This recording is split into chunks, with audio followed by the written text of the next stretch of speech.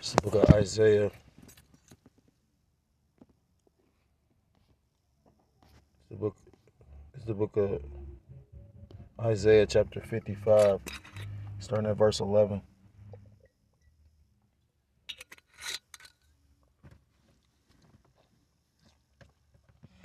It reads, "So shall my word be that goeth forth out of my mouth; it shall not return unto me void, but it shall accomplish that which I please, and it shall prosper in the thing whereto I sent it."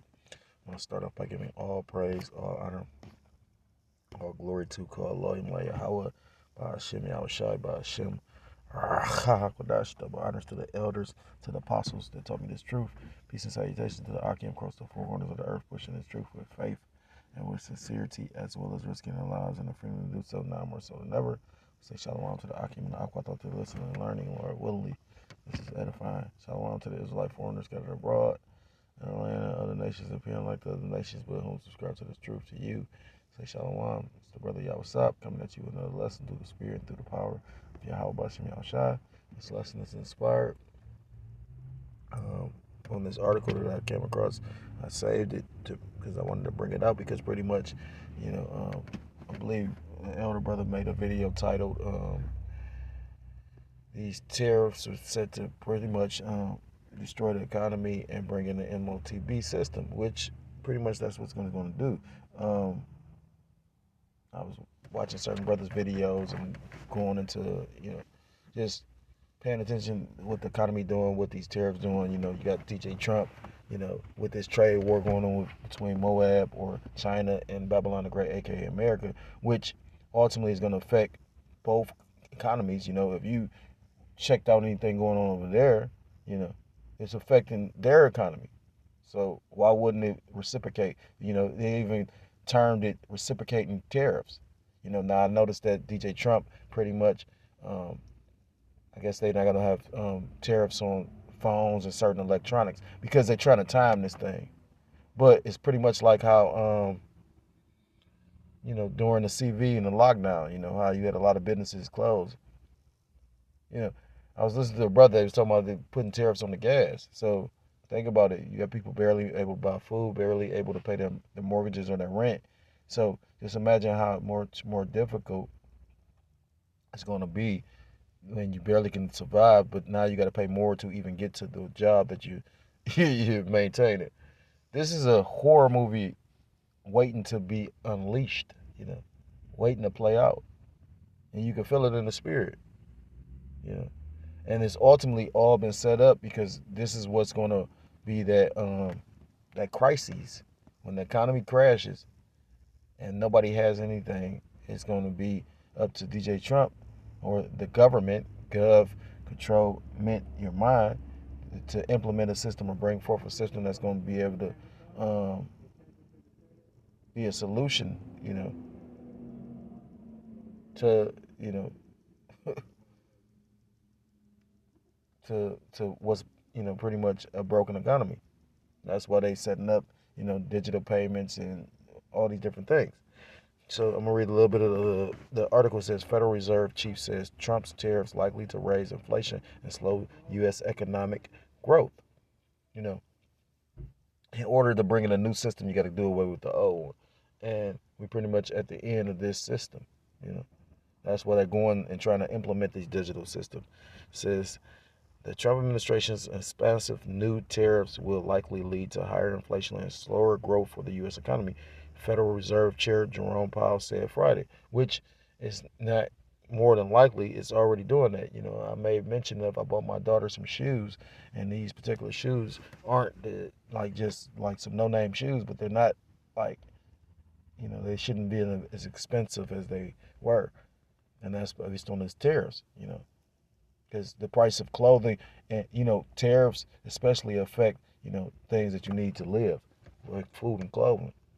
Says Powell said the tariffs and their likely impacts on the economy and inflation are significantly larger than expected. He also said that import taxes will probably lead to at least a temporary rise in inflation, but added that it is also possible that the effects could be more persistent. Trying to cover his ass. So let's go into the word inflation. Inflation is a sustained increase in the general price level of goods and services in an economy over a period of time. This means that the value of money decreases as it can purchase fewer goods.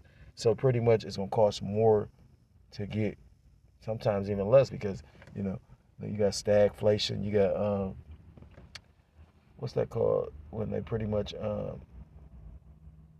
instead of you getting, like, you might pay a certain amount for a particular product, but they'll pretty much give you less of that product, so they don't have to raise the price of it. This means that the value of money decreases as it can purchase fewer goods and services compared to before. In simpler terms, it's when the cost of things you buy, like groceries or gas, goes up over time. But now we're about to go into hyperinflation, because you're about to see, with this trade war especially, it's about to kick into hyperinflation, because you're about to see the price of goods exponentially increase. You know, the elder always explained it like, you might go to the store, a particular thing might be, and more than likely it's gonna be food. It's gonna be things that we need to sustain ourselves. So, eggs might be $10, and you go back next week and they be $20.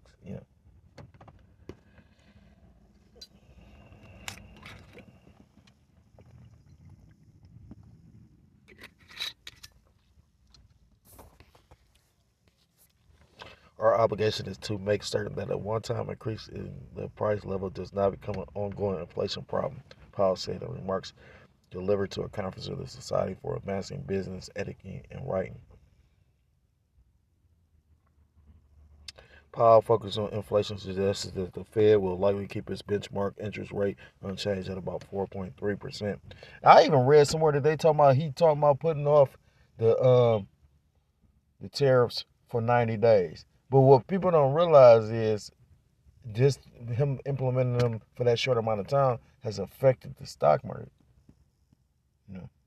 And they also said that pretty much they're accusing him of manipulating the market, which he could have. More than likely he did. You know, they said pretty much when he made the statement about 90 days holding off the tariffs, pretty much. See, to show you how much misinformation is going on, you go to different news sources, you hear different shit.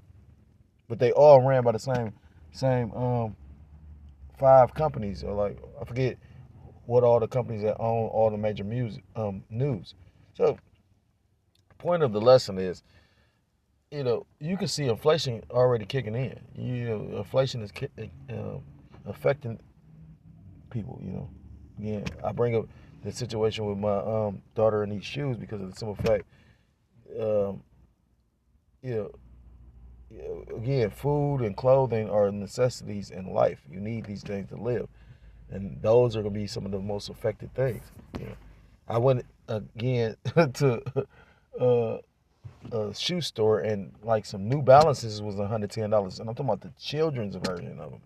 So, yeah, watch it. Imagine you about to see people go ape shit. So I read that. And that's the spirit. 145% tariffs are on China are clobbering. I just made mention of all this. The toy industry. Fuck them toys. Anyhow, it's the book of Revelation chapter 6 and verse 6, and it reads, "And I heard a voice in the midst of the four beasts say, a measure of wheat for a penny and 3 measures of barley for a penny." So when you go in that word penny, it's denarius, meaning a day's wage for a Roman soldier at that time. That was what a Roman soldier got paid for a day. Like right now, we get paid, like the minimum wage is, they say 15, although it's not 15, but most jobs paying around $15. Well, that's pretty much like $120 a day. Well, it's saying a measure of wheat for a penny and 3 measures of barley for a penny, and see thou hurt not the oil and the wine, which is just truth. But it's pretty much going to take a day's wage to buy a loaf of bread. And when that hyperinflation kicks in, you already seen that. Again, food is very expensive. If you eat out, you'll see that. You ain't going to just get, McDonald's shit, a cheap meal is $10. You got people still paying that shit, showing you the sorcery that's going on. I eat out still occasionally, but I ain't eating no McDonald's.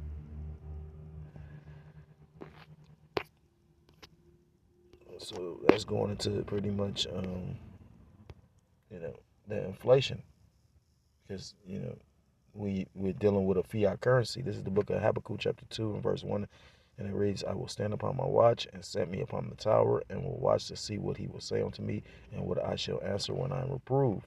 Verse 2, and the Lord Yahweh Ba'ashem Yah shall answer me and said, write the vision and make it plain upon tables that he may run that read of it. Verse 3, for the vision or the prophecy is it's like for the vision of prophecy is yet for a appointed time, but at the end it shall speak and not lie. Though it tarry, wait for it, because it will surely come, it will not tarry. So because these prophecies start, stop, think and imagine what our elders before us went through. You got the elders that knew men that came in the truth with them and may have not fell out, but pretty much went back home to see, or to be with the Father. Everybody coming to truth just don't bug out or fall out or leave. You have men that literally sacrificed their lives and literally was called home. So I can imagine what all the elders saw. They saw, again, that's what I heard a particular elder say. He said, he had a whole bunch of those "this is it" moments, and now he's a little bit more reserved. Yeah. I thought it was it probably during the lockdown. I'm like, they about to do something. But it's just like with this shit, with this, like, best believe it's gonna be the perfect timing when the Lord got it the perfect timing. People gonna be bitter, people gonna be angry. It's gonna be way more violent out here then. It might not be just openly in your face, but and there's violence out here now. But the move. What's that? Psalms 119 and 129. It's time for thee to work because they have made void thy law. The Lord is working up a big ass pot of fuck Babylon, aka America. And when it's seasoned and whenever you cook something in a pot for hours, just like when you slow cook meat in the oven or on the grill, it's always better, it's more tender, it's all that, because that's how this is. So you want it to tarry a little bit, you know, because ultimately, like the Lord said, declaring the end from or every pretty much it's gonna happen at the Lord's time.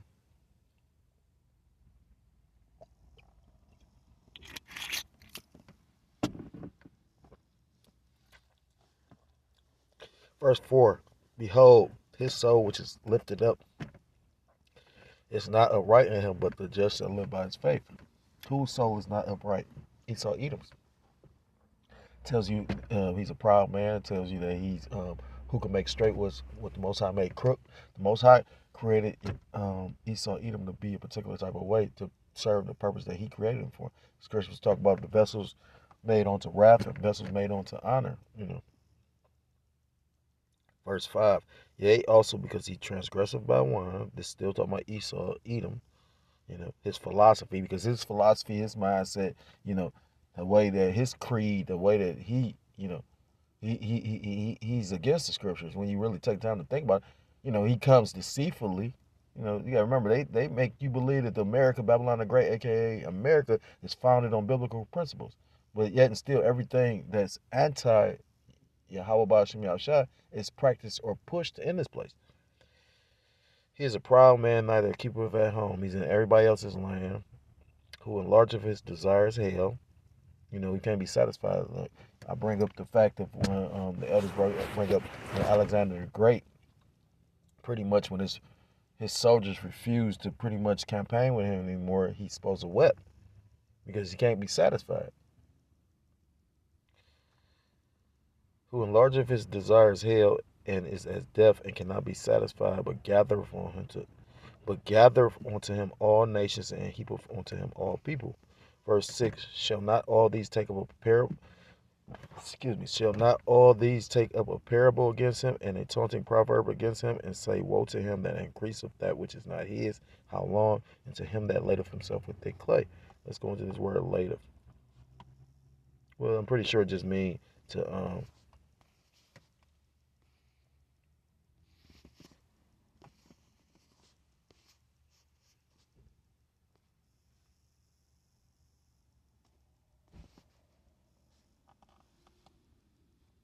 bound him with, grievously afflict, boast, be chargeable, be deemed, glorify, glorious, great, be hardened, heavy, be heavy, bring to come to do, get, be had in,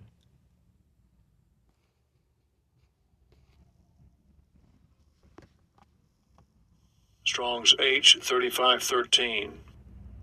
Kavad. Kavad.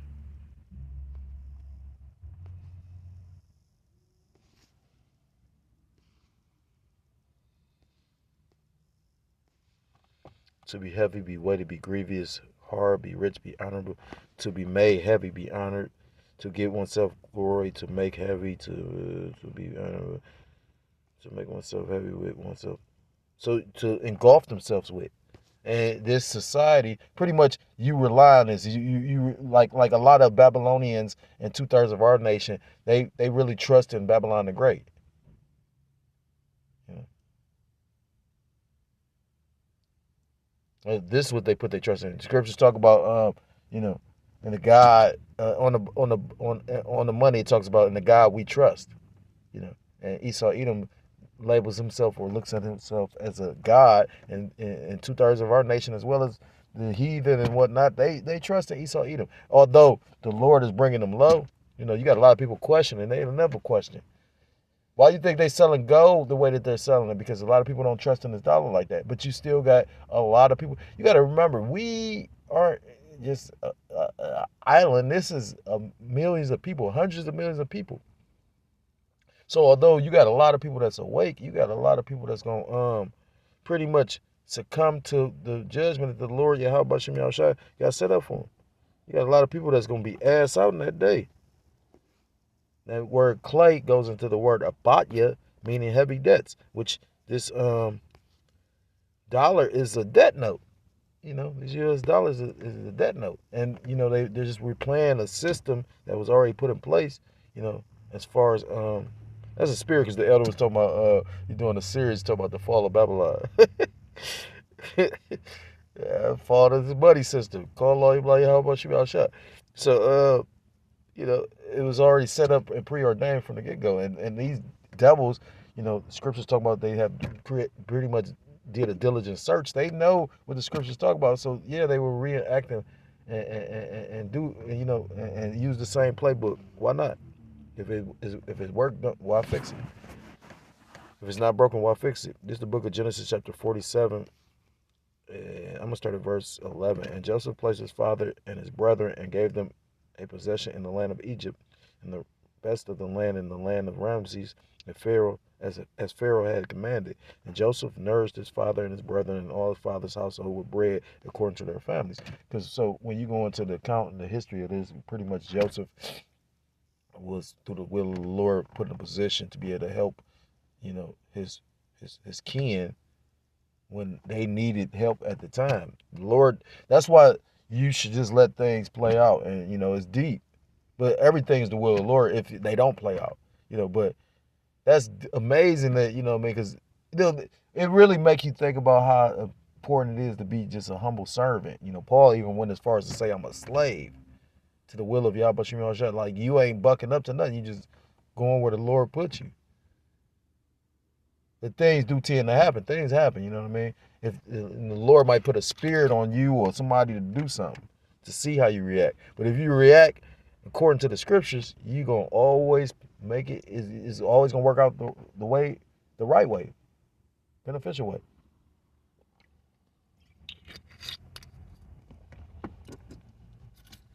Although the scriptures say all things work to the good for those who are called according to his purpose. Verse 13, there was no bread in all the land. So they knew this, And when you read this chapter and read these verses, it goes, I'm not going to read all of them, but the point is, it goes into when there was no bread, the people got so desperate, they sold everything they had, including themselves. And there was no bread in all the land, for the famine was very sore, so that the land of Egypt and all the land of Canaan fainted by reason of the famine. And Joseph gathered up all the money that was found in the land of Egypt and the land of Canaan for the corn which they brought, and Joseph brought the money into Pharaoh's house. And when money fell in the land of Egypt and in the land of Canaan, all the Egyptians came unto Joseph and said, give us bread, for why should we die in thy presence? For the money felleth. You know what's so spiritual?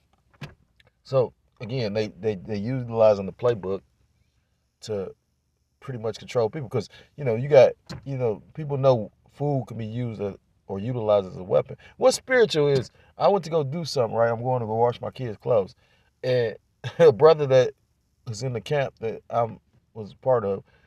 His car, he must have sold the car because I thought it was the brother, but come to find out, he must have sold the car because the car is right in here. It's the Lord is just funny. That's a hell of a presence that brother got. I don't know if that's a good thing or a bad thing, but we believe what we believe, so that's got to be a good thing, you know. Yeah. But it just spirits up like that. This is that brother car, or it's one that looked damn. But even down to the scratch marks, and you know what I mean. Once you get down to the scratch marks, you know, it's over with. You know what I'm talking about? Like, what you talking about? It ain't just one that looked similar to it. No, you got the same paint job faded over here. Like that's the same car. That's the spirit.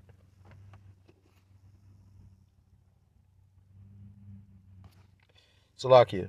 So ultimately, the money's gonna fail, and that's why we shouldn't trust up in the money. The scriptures talk about store up that treasures in heaven, because at the end of the day, this system, this fiat system, was set up to fail, to bring in everybody under this one world digital currency, this one world order. This is the book of James, chapter 5, and verse 1. Go to now, ye rich men, weep and howl for your miseries that shall come upon you. Not going to Esau, Edom, because, you know, they the most covetous. I already read that. But at the same time, you got two-thirds of our nation. You know, you got people that's going to be willing to do whatever to. Look at what they did over the jump shot. Motherfuckers pretty much took some shit that you don't know what that was just to go to the gym, to go to the movies. Like the fuck?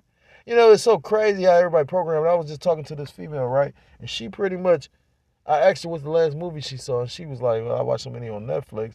People don't even really go to you wonder how does the theater still operate? Like, motherfuckers don't go out to the movies no more. You can watch shit at the movies for free on your phone. I mean, yeah, people do, but like courting at the movies ain't even the same no more. All that shit. You know, I remember the chick that wrote. Well, I ain't gonna call her a chick. The woman that wrote Terminator. She was talking about that. She was like, eventually, what they trying to do now, pretty much, is gonna be a whole bunch of streaming platforms. She was calling this way before. I don't know if she's juiced in. I don't, you know. I think the spirit, her name Sophia. The spirit was dealing with her. You know, you gotta remember. The Lord got a left hand and a right hand side, you know. But the true wisdom is his truth. You know, you got to think about it. The Matrix is a very spiritual movie, and that's probably why it attracted so many people. So it make a lot of sense. It attracted so many people because it's based on the scriptures. So right, they just did a whole different twist with it. Verse 2, your riches are corrupted and your garments are moth-eaten, because this money ain't worth anything. This money is pretty much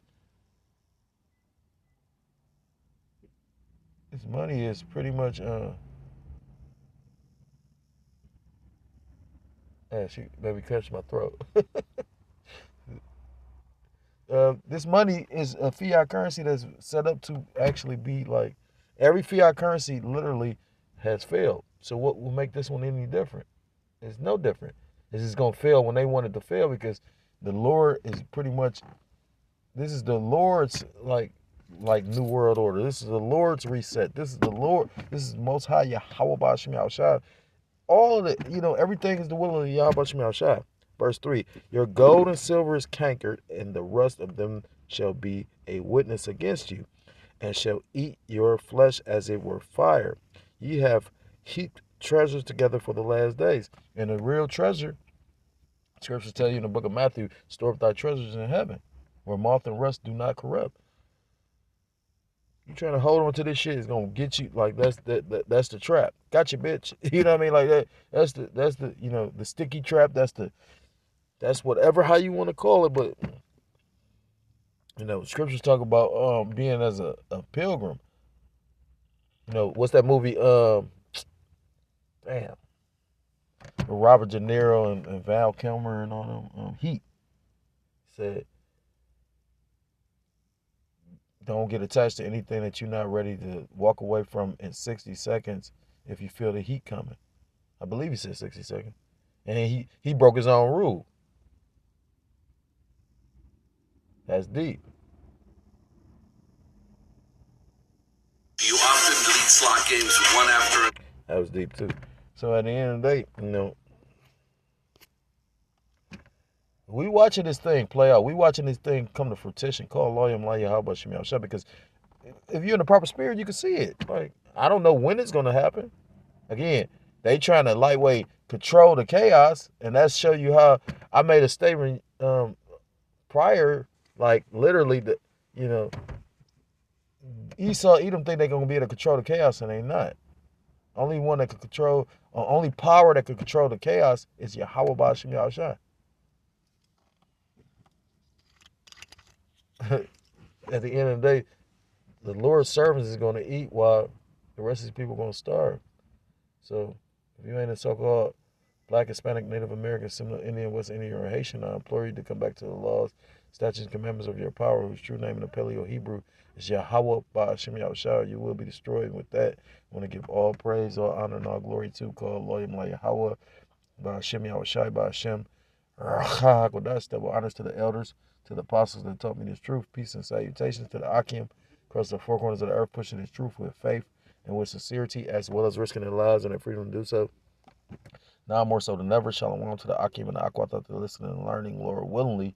This is edifying. Shalom to the Israelite foreigners scattered abroad in the land of other nations, appearing like the other nations, but whom subscribe to this truth. To you, I say shalom. Till next time, Lord willingly. Shalom, shalom. Kwam Yasharallah. Wath Lababal.